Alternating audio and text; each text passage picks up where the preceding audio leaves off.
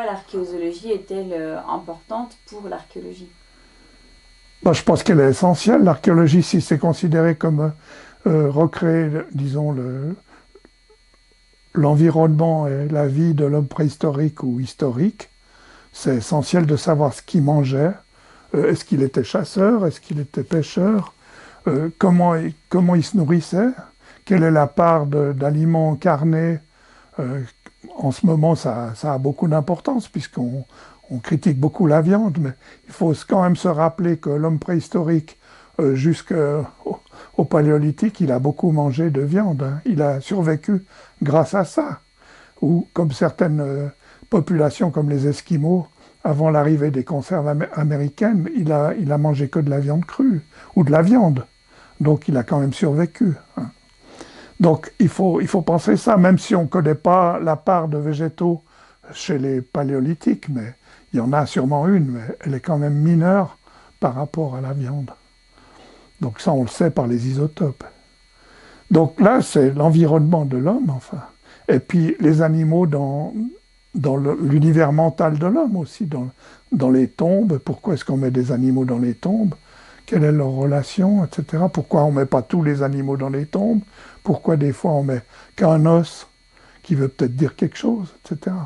Donc c'est un domaine énorme, ça va jusque dans la religion, hein, puisque dans certaines civilisations, l'animal est très très présent, quoi, en Égypte ou ailleurs.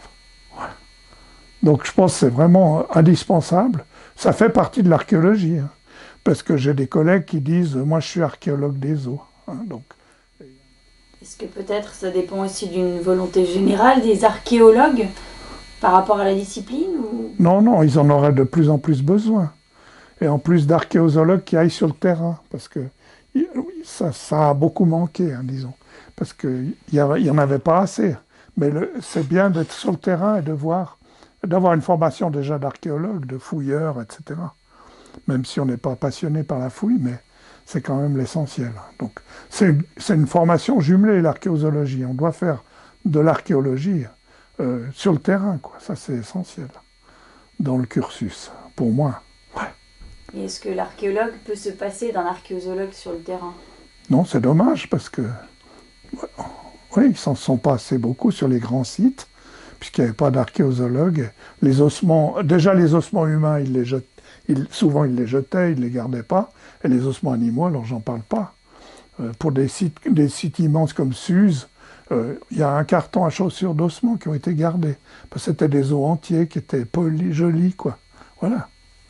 Alors qu'il y a eu 500 millions d'ossements, comme Manching, il y a 500 000 os, quoi, qui ont été découverts. Ouais. Là, ils ont été gardés, étudiés, parce que c'était l'école allemande. Alors bon, il y a des écoles, l'école allemande, ils ont beaucoup centré du temps de Bosniak sur la métrique et la détermination. Très très peu sur l'archéologie. Donc ils ne s'intéressaient pas aux traces, à la fragmentation, etc. Mais ils ont fourni des bases de données énormes, hein, de métrique, de détermination qui étaient très sûres. Et quelle est pour vous une des publications les plus importantes pour l'archéozoologie que vous avez pu effectuer? Bon, celle qu'on a faite avec Mathieu Neguer et Jérôme Dubosson, c'est un article sur les veaux, les bovins du Soudan, mais sur le travail des crânes, etc. Ça, c'est vraiment un article dont je suis assez content, puisque, bon, il a beaucoup de succès, puisqu'il aborde aussi bien l'archéozoologie que l'ethnologie. Autrement, il y a d'autres choses, mais enfin bon. Et comment se manifestait la présence de l'archéozoologie à l'époque quand vous avez commencé l'étude de cette discipline? Ouais. Bon, alors, si on parle de Genève, il y avait eu des gens qui avaient fait de l'archéozoologie, mais au début, un peu, c'était Revillot, par exemple, Reverdin, qui avait étudié des ossements qui venaient des fouilles de la vieille ville, des fouilles gallo-romaines, ou même dans le lac qu'ils avaient trouvé, et ils ont travaillé un peu là-dessus. Alors, c'est quand même des pionniers, mais le pionnier en Suisse, c'est Rutimeyer. C'est le premier à Bâle, qui a développé vraiment le concept, pas seulement l'étude des animaux dans leur morphologie, leur âge, leur sexe, mais la relation avec l'homme, les traces, Est-ce qu'il y a des animaux plus petits, plus grands? Est-ce qu'ils ont été domestiqués, etc. Ça, c'est Rutimeyer. Donc ça, c'est le pape de l'archéozoologie mondiale, hein, parce que ça n'existait pas ailleurs. Donc c'est vraiment le pionnier. Mais à Genève, il y a eu Reverdin, Rovillot, Dautran qui a travaillé dans le cadre aussi de l'archéologie. Il a mesuré des vaches de Simmental pour comparer des phalanges de ces vaches avec des phalanges néolithiques qu'on avait trouvées dans des sites pour montrer que les vaches étaient plus petites, etc. Donc il y a eu une tradition quand même avec Rovillot, Reverdin, puis Jaillet ensuite, qui a fait de l'archéozoologie aussi, mais sans toutes les méthodes qu'on a encore actuellement, hein, disons. Concernant les origines du département d'archéozoologie du Muséum de Genève, pourquoi avoir créé un département d'archéozoologie au muséum? Ouais. Bon, alors moi, je travaillais déjà avec Jaillet. Jaillet, il venait 1 ou 2 fois par semaine au muséum pour déterminer, lui, il ramenait des faunes de sites préhistoriques et puis il utilisait la collection qui existait déjà d'anatomie comparée, disons. Donc il venait pour ça, et il y avait les collections de Reverdin, Rovillot, toutes ces faunes lacustres, etc. Donc il utilisait ça, et moi je l'ai accompagné 2, 3 fois, et puis j'allais au muséum aussi après.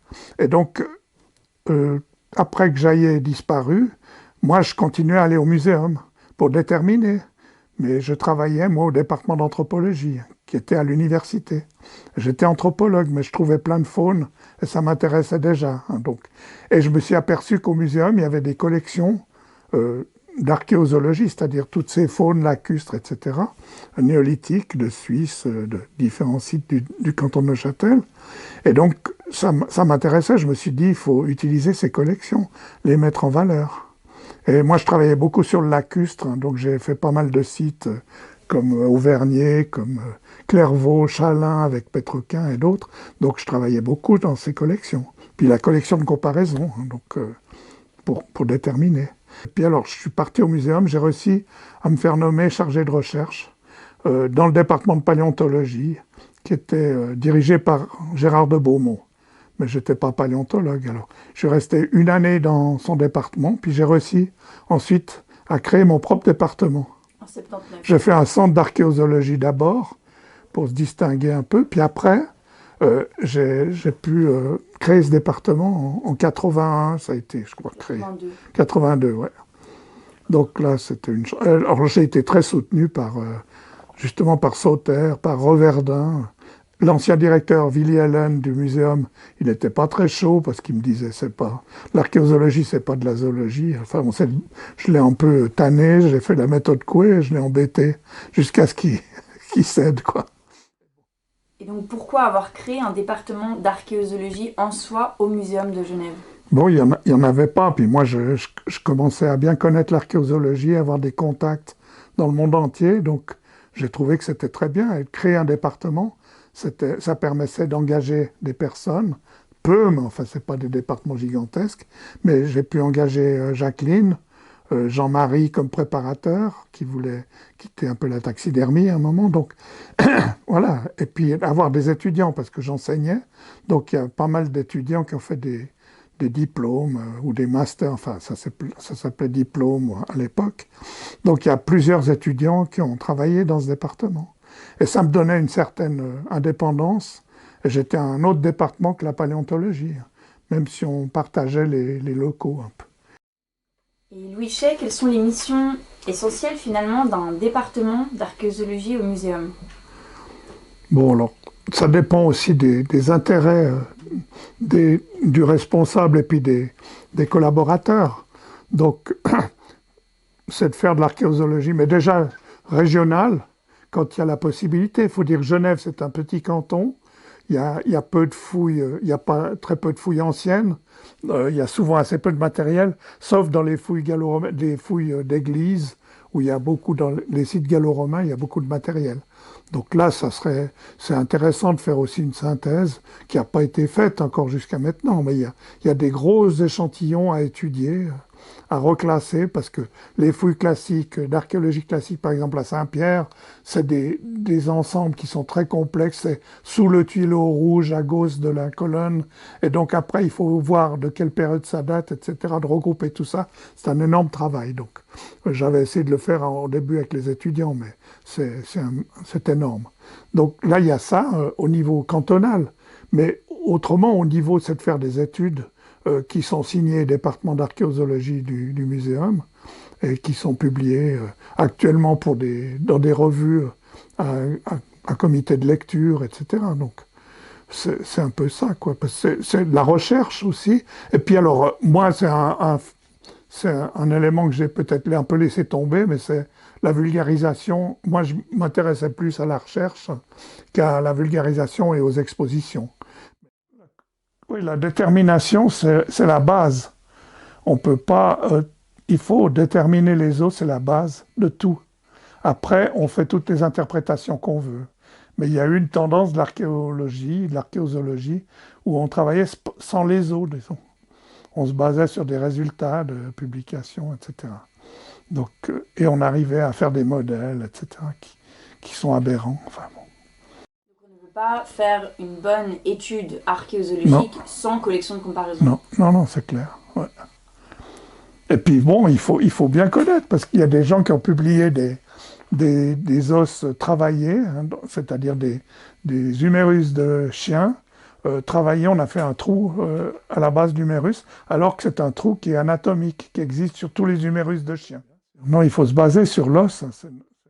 Alors un point très important, dans la constitution d'une collection archéozoologique, Ouais.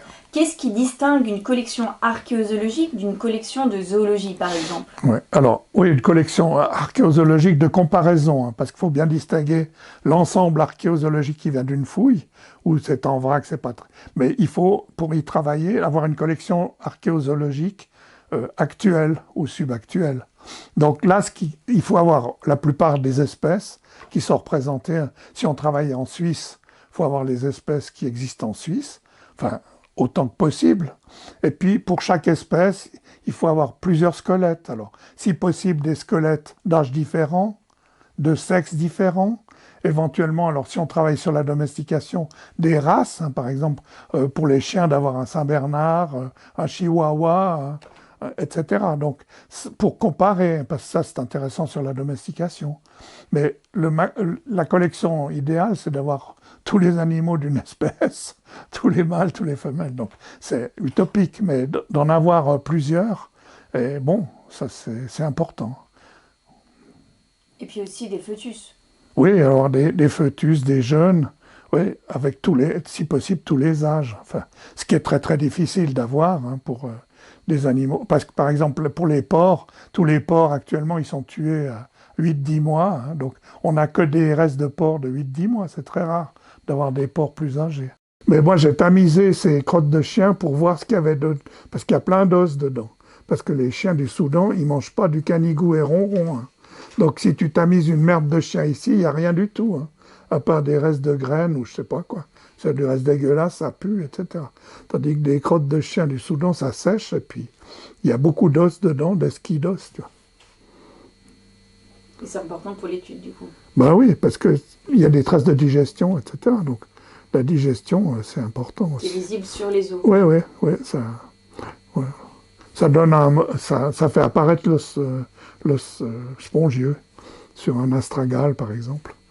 Alors, moi, j'ai étudié des chiens au Soudan, donc fossiles, momifiés, mais dedans, ils avaient mangé un agneau.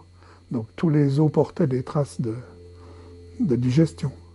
J'ai beaucoup travaillé sur les sites lacustres de Suisse, puisque j'étudiais les sites du canton de Vaud, Pontiel, Thielmota, les sites de Neuchâtel, etc., Auvergnat, etc. Donc j'ai beaucoup travaillé sur ces sites.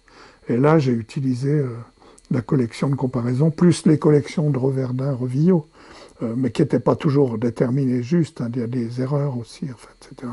Il faut se méfier dans les collections, tout n'est pas parfait.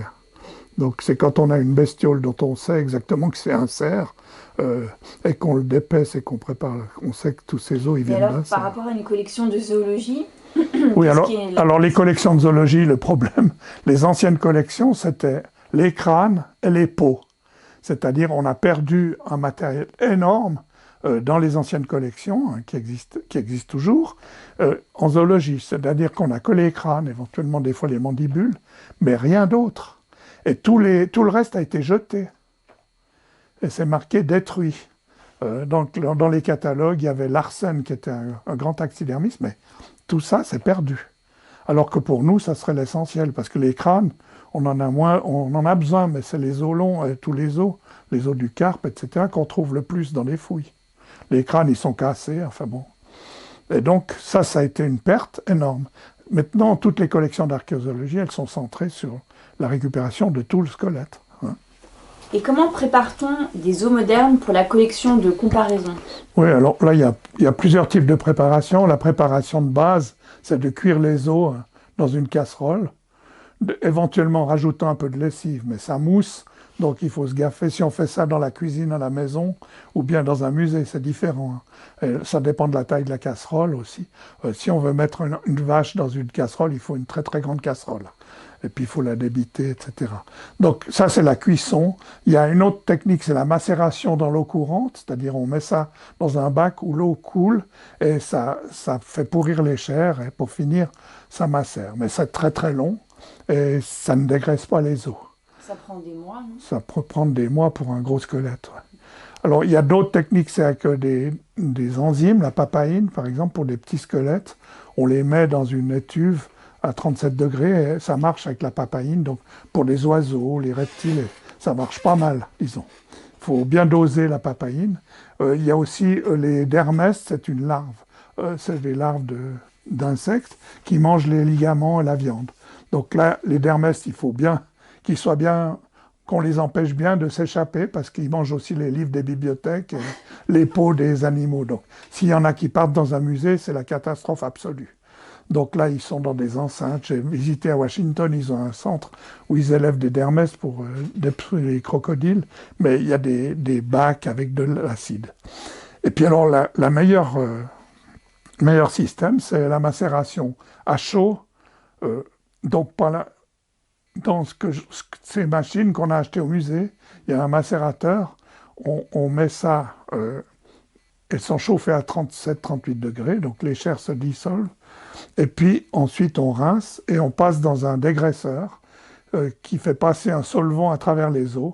La graisse se dépose, parce que si on laisse la graisse dans les os, ils vont s'abîmer et devenir très très moches.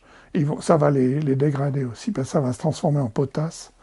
Et on a des exemples au muséum où les anciens trucs qui n'étaient pas dégraissés, la collection d'Autran, sont devenus horribles. Mais justement, alors cette dégraisseuse du muséum, comment... Bon, alors, elle a subi des avatars, non? Parce que maintenant, les solvants qu'on employait à l'époque, chlorotène nu, je ne me rappelle plus, ils sont interdits. Bon, c'est pour ça que ça ne marche pas pour le moment. Cette machine, c'est dommage, parce qu'elle nous a permis de préparer énormément de squelettes et d'avoir des squelettes qui sont parfaits, qu'on peut manier, Concernant l'origine des collections, est-ce qu'il y avait une ou plusieurs collections et quelles étaient les origines justement de ces collections? Bon, alors, moi je ne connais pas toutes les origines, mais quand je suis venu au musée, il y avait ces grandes collections de faune lacustre qui venaient de Neuchâtel, de différents sites, Concise, Port-Alban, etc. Donc ça, c'est des collections qui sont arrivées, je ne sais pas comment, mais qui ont été utilisées par Reverdin et Revillot.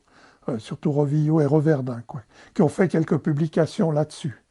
Et puis, il y avait d'autres collections qui provenaient des fouilles de Genève, alors des fouilles gallo-romaines, etc., mais c'était un peu tout mélange. Enfin bon, il y avait des étiquettes avec les noms des sites, et quelques fouilles lacustres aussi, et c'est ce qui existait quand je suis arrivé. Et après, moi, j'ai acheté des collections. Donc c'est comme ça que ça s'est fait, Et la collection Jaillet, moi, je l'ai récupérée quand Jaillet est mort. Sa veuve me l'a donnée, Donc elle est venue aussi au muséum. Donc il y a des collections anciennes.